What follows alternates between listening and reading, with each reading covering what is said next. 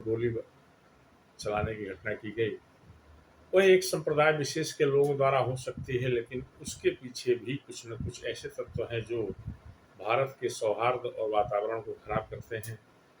हिंदू एक सहिष्णु धर्म है, सबका सम्मान करता है, मारपीट हिंसा से दूर रह के वह धार्मिक प्रवृत्ति के लोग अगर अपने भगवान के, अपने इष्ट के, अपनी धार्मिक यात्रा में शामिल हो रहे थे, तो 2,500-3,000 लोगों के ऊपर अगर 400-500 आदमी की संख्या आके हमला करती है, तो अगर प्रत्युत्तर करते तो कहीं और भयावह स्थिति हो सकती थी, क्योंकि उनसे कहीं ज़्यादा संख्या इनकी थी, लेकिन इनकी मंशा ऐसी नहीं थी।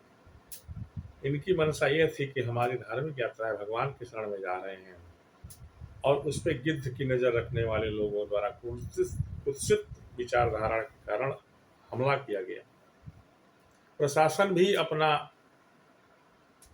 रोल जिस प्रकार से करना चाहिए नहीं कर पाए, स्वयं सुरक्षा में लग गए, अपनी सुरक्षा में लग गए, भगवान के भरोसे छोड़ दिए गए यात्रा को, और उसका परिणाम यह हुआ कि अकारण ही जान माल की क्षति हुई, सौहार्द बिगड़ा और एक तनाव की स्थिति व्याप्त हुई।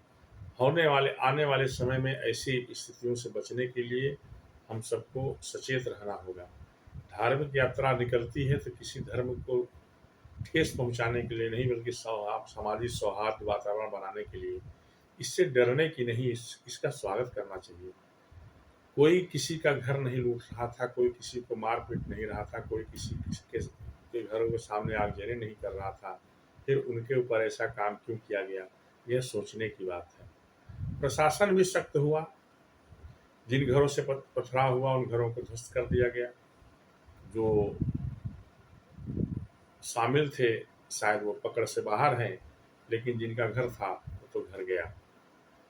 घर में कभी कभी ऐसा वातावरण बन जाता है कि न चाहते हुए भी ऐसे तत्व उसमें आ जाते हैं जो घरों को, मर्यादा को समाप्त कर देते हैं।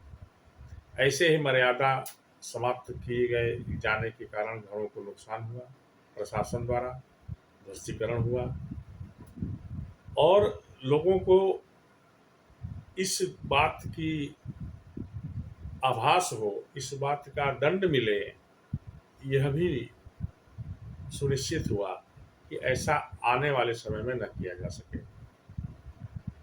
प्रशासन भी अपना काम अपने दायरे में रह के करता है। कहीं न कहीं इस बात में कहीं न कहीं किसी स्तर पर ज़रूर ही लापरवाही हुई होगी, जिसका परिणाम ये हुआ कि इतनी बड़ी संख्या में दंगाइयों द्वारा उत्पात मचाया गया।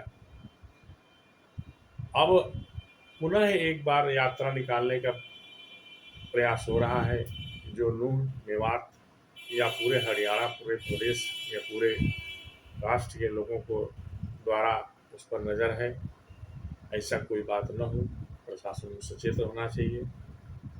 धार्मिक यात्रा निकालने वाले लोगों को भी अपने यात्राओं को नुकसान न हो, इस बात का ध्यान रखना चाहिए। और धार्मिक, हमारा देश तो धर्म प्रधान रहे तो नहीं है, लेकिन हर सब धर्मों का सम्मान करता है। यात्राओं में दूसरे संप्रदाय के द्वारा पुष्प वर्षा होती है, स्वागत होता है, ढोल मंजीरे मालाएं पहनाई जाती हैं, उसमें ये पत्थरबाजी जो करते हैं वो तत्व कुछ विशेष ही होते हैं।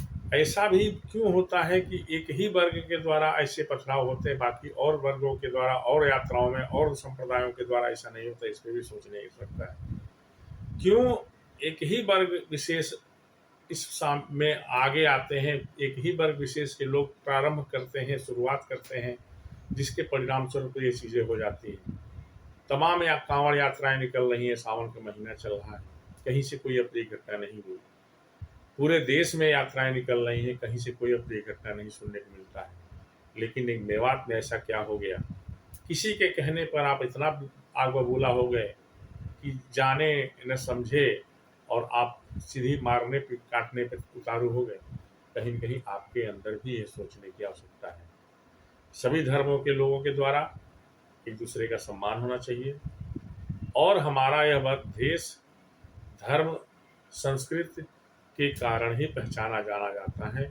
देशी विदेशी लोग आते हैं हमारी यात्राओं को, हमारे आयोजनों को देखते हैं, उनकी बड़ाई करते हैं, उनको कैमरे में कैद करते हैं, ले जाके बाहर अपने देश में दिखाते हैं। यही भारतीयता है, यही भारत की संस्कृति है, यही भारत का कल्चर है, जिससे हमें अपनी कल्चर को, संस्कृति को बढ़ावा मिलता है, बल मिलता है। ऐसे में अगर हम ऐसे यात्राओं पर इस तरह का उद्देश्य रखेंगे या रखने वाले लोगों को दंडित नहीं करेंगे, तो हमारी संस्कृति को भी कहीं कहीं नुकसान होती है, क्षति पहुंचती है। आगामी समय में, आने वाले समय में ऐसा न हो, इसका पुरजोर प्रयास होना चाहिए और दोबारा यह घटना ना घटे, इसका विशेष ध्यान होना चाहिए। आइए हम सब मिलकर भारत को बनाएं, भारत को जोड़ें, भारत को अपनाएं और भारतीयता को जिएं। धार्मिक यात्राओं के माध्यम से संदेश जाना चाहिए सौहार्द का, न कि दुराव का, न कि बिखराव का। और हम सब मिलकर भारत को पुनः नवनिर्माण विश्वास के साथ, आनंद के साथ, सुखपूर्वक जिए। जय श्री राम, जय हिंदुस्तान।